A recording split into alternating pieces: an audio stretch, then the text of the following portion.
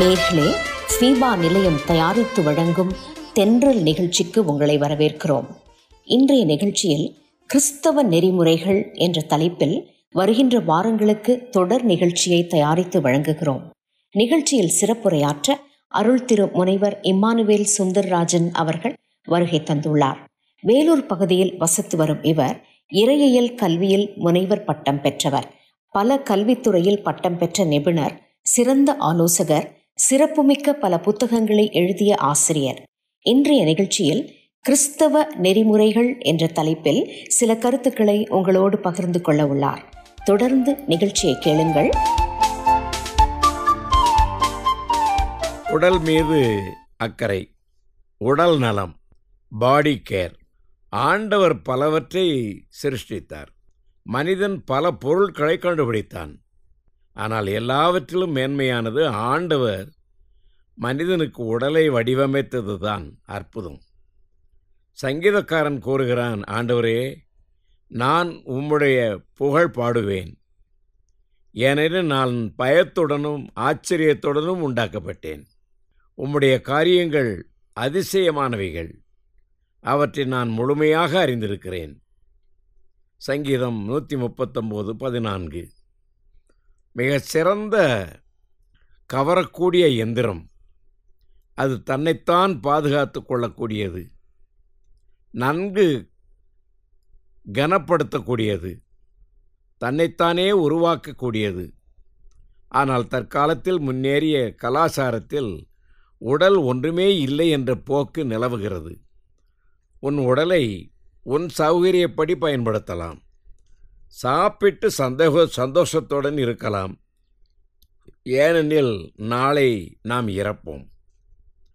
Today we eat, tomorrow we die. இது ஒரு கெட்ட ஒரு கொள்கையாகும். இத்தத்துவம் பொதுவாக சமுதாயத்தின் மக்களிடம் பெற்றுள்ளது. இந்த இடம் கொடுத்தல் தைரியமான தவறான பாதைகளில் செல்வோருக்கும் பொருளாதாரத்தில் உயர்ந்தவர்களையும் இந்த வகையில் சேர்க்கிறது. சில கலாச்சாரங்கள் பொதுவாக உடல் தீமையானது, அதனால் அதை அழித்து கொள்ள வேண்டும். இது சரீர நவீன கலாச்சாரத்தில் மற்றொரு தத்துவம். மக்கள் உடலை பல வழிகளிலும் பயன்படுத்தும் ஒரு பொழுதுபோக்காக எண்ணுகிறார்கள். இன்னும் நிறைய சங்கங்கள் முக்கியமான உடலை எவ்வாறு பயன்படுத்துவது என்பதையும் வலியுறுத்துகிறது. நாம் ஆண்டவரின் நியாயத்தீர்ப்பில் கட்டாயம் தோன்றிய நம் உடலால் செய்த காரியங்களுக்கான பலனை அடைந்தே தீர வேண்டும். அவன் செய்தது நல்லது அல்லது தீமையானது என்று பதிலளிக்க வேண்டும். நம் சரீரத்தை எப்படியெல்லாம் உபயோகித்திருக்கிறோம், அதனால் எப்படி கெட்டுப்போயிருக்கிறோம் என்பதை நீங்கள் மறக்கக்கூடாது. ஒரு நல்ல சரக்கு காப்பாளன் போல நாம் உடலை எவ்வாறு பயன்படுத்துவது என்பதை உறுதிப்படுத்தி கொள்ள வேண்டும். ஆகையால் நாம் நம் உடலை கவனித்து கொள்ள வேண்டும். முதலாவது நம் உடலை பராமரிக்க வேண்டும். இரண்டாவது உடலை பயன்படுத்துவது என்பது ஒரு முக்கியமான காரியம். எப்படி பராமரிப்பது? நமக்கு தேவையான உணவிருந்தால் உடலை பராமரிக்கலாம். நமக்கு அதிகமான உணவோ அல்லது மிக தாராளமான உணவோ மிக அவசியம். உணவிற்கு தணிக்கை தேவை. நாம் ஆரோக்கியத்திற்கு எந்த வகை உணவு நன்மை தரும் என்று தேர்ந்தெடுக்க வேண்டும். நிறைய நல்ல காற்று, நல்ல வெளிச்சம், நாம் நலமுடன் வாழ வேண்டும். ஊதாரித்தனமாக உணவு தேவையற்றது. உணவு நிபுணர்கள் நல்ல பச்சையான புதிய கலப்படமற்ற உணவை சாப்பிடுமாறு பரிந்துரைக்கின்றனர். அவை நிறைய வைட்டமின்களையும் தாதுக்களையும் கொண்டு உதவி புரிகிறது. ஆனால் ஒருவர் நச்சுத்தன்மையுள்ள பொருட்களை உடைய உணவை தவிர்க்க வேண்டும், ஏனெனில் அது உடலுக்கு ஊறு விளைவிக்கும். நாம் அனைவருக்கும் தெரியும், நாம் சாப்பிடும் வழக்கம் ஒழுங்கற்ற உணவு பழக்கத்தை ஏற்படுத்த உத்தரவாதம் அளிக்கிறது. நான் கவனித்திருக்கிறேன், நிறைய மக்கள் தடையில்லாமல் சாப்பிடுவதில் நினைவு அடைகிறார்கள். அவர்கள் வீட்டு உணவு சாப்பிடுவதில் மகிழ்ச்சி அடைவதில்லை. இந்த பழக்கம் உணவு வகையில் அவர்கள் வளர்க்கப்பட்ட விதம்தான் காரணம். இதை இன்னும் நல்ல விதமாக குறிப்பிட வேண்டும், ஏனெனில் அவர் உணவு பழக்கமும் நன்னடைத்தையுமே உணவு பழக்கத்திற்கு காரணம். பொது இடங்களில் சாப்பிடும் பொழுது ஒருவரும் பேராசையுடன் சாப்பிடக்கூடாது. உங்களுக்கு தெரியும், நிறைய மக்கள் வாழ்வதை சாப்பிடுவதற்கே வாழ்கிறார்கள். நாம் வாழ்வதற்கு சாப்பிட வேண்டும். கிராமங்களில் ஒரு பழமொழி உண்டு. 30 வயதில் உப்பின் அளவை குறை, 40 வயதில் இனிப்பதை குறை, 50 வயதில் உணவை குறை. இப்படிப்பட்ட நல்ல அறிவுரைகளை சாப்பிடும் இடங்களில் வலியுறுத்துவது நல்லது. நம் உடல் நன்கு வேலை செய்ய ஏதாவது குடிக்க வேண்டும். ஆனால் நச்சுத்தன்மையுள்ள நம் உணர்வை இழக்க வேண்டும். நம் நடத்தையை பாதிப்பவற்றை தடை செய்ய வேண்டும்.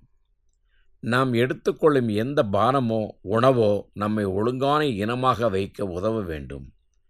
தமிழில் ஒரு பழமொழி உண்டு, அளவுக்கு அதிகமானால் அமிர்தமும் நஞ்சு என்று. நாம் எதை சாப்பிட்டாலோ குடித்தாலோ அது நம்மை ஆரோக்கியமாகவும் ஒழுங்கானவையாகவும் வைக்க வேண்டும். எந்த உணவும் அல்லது பானமும் இல்லாமல் உயிர் வாழ முடியாது என்ற நிலைமை இருக்கக்கூடாது. உணவு பழக்கம் போதை பழக்கமாக மாறக்கூடாது. சில மக்கள் கூறுவர், சில பானங்களை குடிக்காவிட்டால் உயிர் வாழ முடியாது என்று எண்ணுவார்கள். காப்பி இல்லாவிட்டால் அல்லது இது இல்லாவிட்டால் என்னால் வாழ முடியாது என்பார்கள். இப்படி எண்ணுவது அப்பழக்கத்திற்கு போதையாதலை அதிகப்படுத்தும். எந்த உணவோ பானமோ நீ வாழ்வதற்கு தேவை எனில் அதை பற்றி சிந்திப்பது அவசியம். இங்கு ஒரு வார்த்தையை, புகைப்பிடித்தலை பற்றி இந்த விஷயம் சுகாதார சந்தையில் பேசப்படும் பரவலான ஒன்று. புகைப்பிடித்தல் உபயோகிப்பவரை பாதிப்பது மட்டுமல்லாமல் சுத்தமான காற்றை மாசுபடுத்துவதோடு மற்றவர்களுக்கு தீங்கு விளைவிக்கும். அது புகை பிடிக்காதவர்களுடைய நுரையீரல்களையும் பாதிக்கும். அந்த வழக்கம் குழந்தைகளையும் தூண்டி அவர்கள் நல்வாழ்வை பாதித்து அழிவுக்கு வழிகோலுவதாக அமையும்.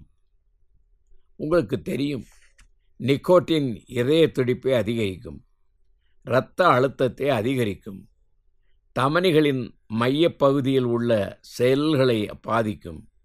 மருத்துவ ஆராய்ச்சி நிறுவனங்கள் நமக்கு தேவையான தகவல்களையும் எச்சரிக்கையும் தருகிறது. ஒவ்வொரு சிகரெட் பாக்கெட்டுகளிலும் மீதும் ஒரு எச்சரிக்கை உண்டு, புகைப்பிடித்தல் உடல் நலத்திற்கு கேடு என்று. இந்த எச்சரிப்பை பற்றி நாம் அதிகமாக எண்ணுகிறோமோ? உணவும் பானமும் நம் உடலை போஷிக்க வேண்டும். நம் உணவிற்கும் பானத்திற்கும் அடிமையாகக்கூடாது. மற்றொரு எச்சரிக்கையான வார்த்தை குடிப்பது பற்றி மருந்து மாத்திரை சாப்பிடும் வழக்கத்தையும் விரிவாக கூறப்படுகிறது. அது வாழும் முறையே மாற்றக்கூடிய மட்டுமல்ல, வாழ்விற்கே தீங்கு விளைவிக்கக்கூடியது. இப்போது நமக்கு மருத்துவ நிபுணர்களும் மனநல மருத்துவர்களும் இந்த தீய பழக்கத்திற்கு தீர்வு தர விளைகின்றனர். இந்த பழக்கத்திலிருந்து நலம் பெற வேண்டும்.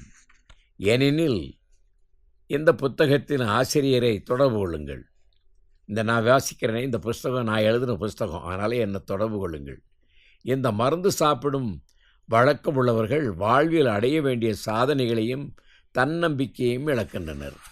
மிக முக்கியமானது என்னவென்றால், தன்னையே அழிக்கும் இவ்வுலகில் இருந்து எப்படி மீள்வது என்பதை கற்றறிய வேண்டும். ஆய்வாளர்கள் கூறுகிறார்கள், மது அருந்துதல் பழக்கத்தையும் ஆரம்பகால வாழ்க்கை முறையில் தவிர்க்க வேண்டிய ஒன்று என்று கூப்பிடுகிறார்கள்.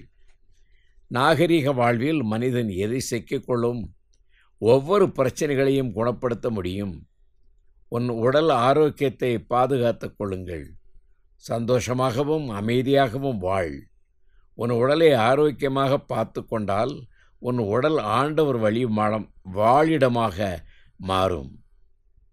ஆண்டவர் வாழும் இடமாக மாறும். துறவிகள் கூறுவது போல, உடல் கடவுள் வாழும் கோயில். பழமையான துறவி திருமூலர் கூறுகிறார், உன் உடலை நீ அழித்து கொண்டால் உன் வாழ்வு அழியும், அது உன்னை நித்திய வாழ்விற்கு அழைத்து செல்லாது என்கிறார். நம் உடலை புனிதமாக முறையில் பாதுகாத்து நித்திய வாழ்வை அடைவோமாக. நாம் விளம்பரங்களில் தகுதிக்காக விரல்களுக்கிடையே சிகரெட்டை பிடிப்பது அல்லது நல்ல உடையணிந்த மது அருந்துவது போன்ற தோற்றங்களைக் கண்டு ஏமாற வேண்டாம். அவை ஒழுக்க முறைக்கு எதிரானது, மாயமான இழிவான செயலும் ஆகும். யாரானாலும் ஒன்றை தோற்கடிக்கவோ குறிக்கோளை அடையவோ தீர்வு பிடிக்கவோ இயலாது. புகைப்பிடித்தலாலோ அல்லது குடிப்பதாலோ தாங்கள் முழு வாழ்வை முடித்து கொள்ளும் அழிந்து கொள்ளும் என்பதை நீங்கள் அறிய வேண்டும்.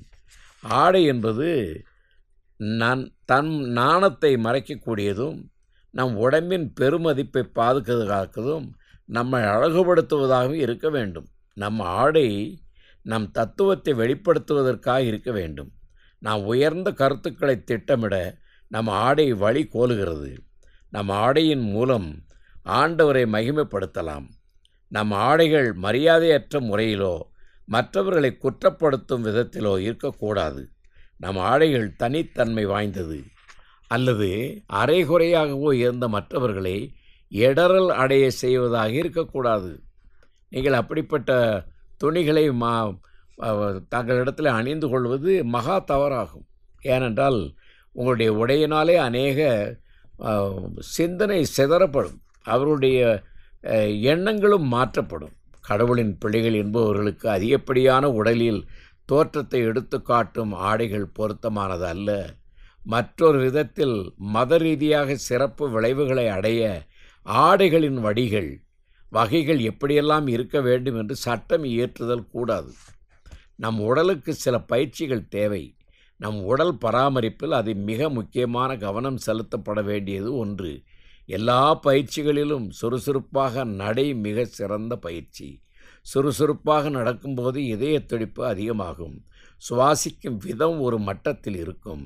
நடை நம் வாழ்வில் அதிசயங்களை செய்யும் என்று மருத்துவ நிபுணர்கள் கூறுகிறார்கள். நல்ல ஆரோக்கியத்தையும் தரும். நம் இரத்த ஓட்டத்தை சீராக வைக்கவும் அழுத்தத்தை நல்ல முறையிலே வைத்து நம் உடல் தசைகளுக்கு நல்ல தோற்றத்தையும் பலத்தையும் தர வல்லது. ஆண்டவரால் படைக்கப்பட்ட 7வது நாள் அன்றாட வேலையிலிருந்து விடுபட்டு கடவுளை துதிப்பதற்காக மட்டும்தான்.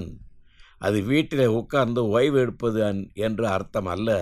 அன்றாட வேலையில் இருந்து வேலை மட்டும் ஓய்வு. அது முக்கியமான கடவுளை தொழுவதற்கு மட்டுமே உகந்த நாள். இயற்கையின் மீது ஆண்டவர் ஏற்படுத்திய சட்ட திட்டங்களை உற்று நோக்க வேண்டும். ஓய்வு எடுக்காமல் இருப்பது கடவுளின் சட்ட திட்டங்களுக்கு புறம்பானது. நீ சரியான முறையில் ஓய்வு எடுக்காமலும் உன் உடலை பராமரிக்காமலும் விட்டால் நீ ஆண்டவரின் கட்டளைக்கு மீறி நடக்கிறாய் என்பது அர்த்தம். அதனால் பகலில் வேலை செய்கிறவங்க இரவில் ஓய்வு எடுக்க வேண்டும். இரவில் வேலை செய்கிறவர்கள் பகலில் படுத்து ஓய்வு எடுக்க வேண்டும். வேலை செய்யும்போது வேலை செய், விளையாடும்போது விளையாடு. ஆண்டவரை துதிக்க நினைக்கும்போது துதி. ஒவ்வொரு வேலை செய்யவும் சில நோக்கம் உண்டு. நீ அதிகப்படியாகவும் எதையும் செய்ய இயலாது. இரவு நேரம், ஓய்ந்த நேரம் சிலர் அதிகபட்ச வேலையை நினைத்து அவர்கள் நினைத்த நேரத்தில் செய்யலாம் என்று நினைக்கிறார்கள். நல்ல ஓய்வுக்கு 6 to 8 மணி நேரம் உறக்கம் அவசியம். சிலர் பகல் நேரத்தில் தங்கள் விரும்பியபடி உடலை பயன்படுத்தி இரவில் வேலை செய்வர். இரவு நேரம் வேலை செய்வதற்காக, அது ஓய்விற்காக மட்டுமே. இரவு வேலை செய்வதற்காக அல்ல, இரவு நேரம் அது ஓய்விற்குத்தான். உனக்கு தினமும் ஓய்வு தேவை. மாற்று வேலை செய்பவர்கள் உறங்க நேரத்திலும் ஓய்வு நேரத்தையுமே மாற்றம் செய்கிறார்கள். நீ அவ்வாறு செய்யக்கூடாது. இவ்வாறாக நாம் உடலை பராமரிக்க வேண்டும். நாம் ஏன் நம் உடலை பராமரிக்க வேண்டும் ஏனென்றால் இவ்வுடல் கடவுளால் நமக்கு கொடுக்கப்பட்டது. எவ்வளவு அருமையாக இந்த காரியங்களை உங்களுக்கு நான் சொல்லிக் கொண்டிருக்கிறேன். உடலினுடைய பயன் என்ன? முதலாவது, நம் உடல் மனித தொடர்பிலிருந்து மனிதனின் ஆவிக்குரிய வாழ்வை ஸ்தாபிப்பதற்காக இருக்க வேண்டும். சிலர் இவ்வித தத்துவத்தை நம்புபவர்களாக உள்ளனர். அதாவது, நாம் ஆவிக்குரிய வகையில் கடவுளிடம் சரியாக உள்ளேன். இல்லை, நம் உடலுக்கு மற்றவர்களிடம் தொடர்பு கொள்ளும் மொழி உள்ளது. ஒரு பழமொழி நம் உடலின் முக்கியத்துவத்தை உணர்த்துகிறது. சுவர் இல்லாமல் சித்திரம் வரைய முடியுமா? இவ்வுடல் மூலம் தான் நம் உள்ள உணர்வுகளை மற்றவர்களிடம் தொடர்புபடுத்தலாம். இது ஒருவருக்கொருவர் நல்ல தொடர்பை ஏற்படுத்தும். நம் உடல் மற்றவர்களிடம் நல்ல தொடர்பை ஏற்படுத்தும். பயன்படுத்த வேண்டும். நாம் உடல் மூலமாகத்தான் மனிதனாக இந்த உலகத்தில் வாழ முடியும். நம் உடல் இயேசு கிறிஸ்துவின் உயிர்த்தெழுதல் அடையாளத்தை பெற்றுள்ளது. புனித பவுல் எழுதுகிறார், 2 கொரிந்தியர் 4:10 கர்த்தராகிய இயேசுவினுடைய ஜீவனும் எங்கள் சரீரத்திலே விளங்கும்படி இயேசுவின் மரணத்தை எப்போதும் எங்கள் சரீரத்திலே சுமந்து திரிகிறோம். ஆகையால் நம் உடல் இயேசு கிறிஸ்துவின் அடையாளங்களை பெற்றிருக்க வேண்டும். இவ்வுடல் ஆவியானவர் வாழுமிடமாக இருக்க வேண்டும். நம்மை ஆவியானவரின் ஆலயமாக இருக்க வேண்டும். நம் முழு உடலையும் புனித சொத்தாக வைத்திருக்க வேண்டும். ஆண்டவருக்கு புனிதராக இருக்க வேண்டும். தூய்மையாக வாழ வேண்டும். நாம் நம்மை நாமே மறுத்தல், தொந்தரவுகளுக்கு உள்ளாகாமல் நம் உடலை புனிதமாக வைத்திருக்க வேண்டும். சில நேரங்களில் நாம் தெய்வ பயத்தில் சில தேவைகளை மறுத்து வாழ்தலும் கடவுளை மகிமைப்படுத்த செய்யும் செயல். அதிகப்படியான உபவாசம், பிரார்த்தனை, சில நிறங்களில் உள்ள ஆடைகள் அணிதல், ஆபரணங்களை உடுதறி தள்ளுதல் அல்லது ஆபரணங்களை அணிதல் போன்ற செய்ய வேண்டியவைகளை செய்யக்கூடாது என்று மனிதன் உண்டாக்கிய சட்டதிட்டங்கள். இவையெல்லாம் இயேசு கிறிஸ்துவின் உடலில் உள்ள அடையாளங்கள் அல்ல. சில மக்கள் தலையை மூடிக்கொள்வது ஆன்மீகம் என நினைக்கிறார்கள். ஒருவர் நிறைய புதிய தத்துவங்களை ஆன்மீகமாக அடிப்படையில் கண்டுபிடிக்கலாம். ஆனால் கடவுளின் ஆன்மாவிற்கு எந்த உறைவிடமும் இல்லை. மனிதனின் உடலை தவிர சில மக்கள் நினைக்கலாம். செய்ய வேண்டியவற்றை செய்தாலே புனிதமாகலாம் என்று சிலர் செய்ய வேண்டாததை செய்யாதிருந்தால் புனிதமாகலாம் என்று நினைப்பார்கள். உன் உடலை உண்மையாக பயன்படுத்துவது என்பது உன் உள்ளம் கடவுளிடம் தொடர்பு பெற வேண்டும். உன் உடல் உயிருள்ள தியாகத்தால் அர்ப்பணிக்கப்பட வேண்டும். உன் உடலை பரிசுத்தமாக உன் ஆண்டவருக்காக பாதுகாத்துக்கொள். ஆண்டவராய் இயேசு கிறிஸ்துவை உன் உடலில் நீ ஏற்றுக்கொள். உன் வாழ்வில் இயேசு கிறிஸ்து வாழும்படி உன்னை மாற்று. ஆண்டவர் உன் உடலை அவர் சாயலாக உண்டாக்கினார். அது தீமையானது அல்ல. உன் உடல் ஆண்டவருக்கு புனிதமாக இருக்க வேண்டும். ஆகையால் நம் உடலை முழுமையாக கடவுளுக்கு அர்ப்பணித்து பராமரிக்க வேண்டும். நாம் இயேசு கிறிஸ்துவுக்கு பணிவிடைக்காரனாக இருக்க நம் உடலுக்கும் நல்ல பணிவிடைக்காரர்களாக இருக்க வேண்டும். அப்போதுதான் ஆண்டவர் இயேசு கிறிஸ்து நம்மில் வாழ்வார். நீ நினைவுபடுத்திக்கொள், வாழ்வதற்கு உடல் தேவை. நாம் உடல் புனித ஆத்மா வாழும் இடமாக பயன்படுத்தப்பட வேண்டும். நம் உடலை ஆண்டவருக்கு தர வேண்டும். இயேசு கிறிஸ்து வாழும் இடமாக வேண்டும். உடலை பராமரிக்கும் போது, பயன்படுத்தும் போது நமக்கு ஒரு கொள்கை இருக்க வேண்டும். கர்த்தருக்குள் புனிதமாக வாழ வேண்டும். ஜான் வெஸ்லி என்ற உபதேசியாரின் கருத்தும் அதுவே. ஒரு நல்ல பணிவிடைக்காரன் கர்த்தருக்கு புனிதமானவனாய் இருக்க வேண்டும். அவன்தான் கர்த்தரின் கட்டளை கேட்ட தன் உடலை பயன்படுத்துவான். போஜனமானது நம்மை தேவனுக்கு உகந்தவர்களாக ஆக்காது. எதனால்?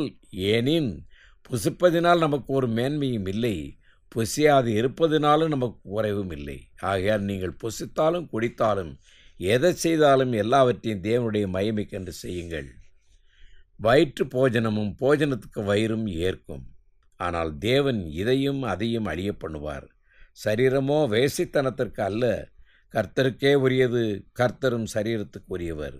உங்கள் சரீரமானது நீங்கள் தேவனாலே பெற்றும் உங்களில் தங்கியிருக்கிற பரிசுத்த ஆவியானுடைய ஆலயமாக இருக்கிறது என்றும் நீங்கள் உங்களுடையவர்கள் அல்ல என்று அறிவீர்களா? நம் உடல் மண்ணால் ஆக்கப்பட்டது. நம் உடல் எவற்றாலும் அழிக்கக்கூடியது. உடல் வாழ்வின் மூலம் தெய்வீக காரியங்களை அனுபவிக்க இயலும். மாம்ச உடலுடன் இருக்கும் பொழுது கடவுளிடம் தொடர்பு கொள்ள முடியும். மனித உருவில் இயேசு கிறிஸ்து உலகில் வந்தார். சமுதாயத்திற்காக இரட்சிப்பை தந்தார். உடல் பாவம் இல்லை. இயேசு கிறிஸ்து மானிடராய் அவதரித்த போது அவர் தன்னையே அனைத்து பாவங்களுக்கு மேலாக தியாகமாக அமைந்தார். இயேசு கிறிஸ்து கூறினார், அவர் உலகை தன் மரணத்தினால் வென்று உயிர்த்தெழுந்ததினால் ஈந்தார். மறுபடியும் உயிர்த்தெழுந்த உலகில் இரட்சகரானார். நாம் உயிர்த்தெழுதலும் பரலோகமும் இயேசு கிறிஸ்துவின் உடலால் நமக்கு கிடைத்தது.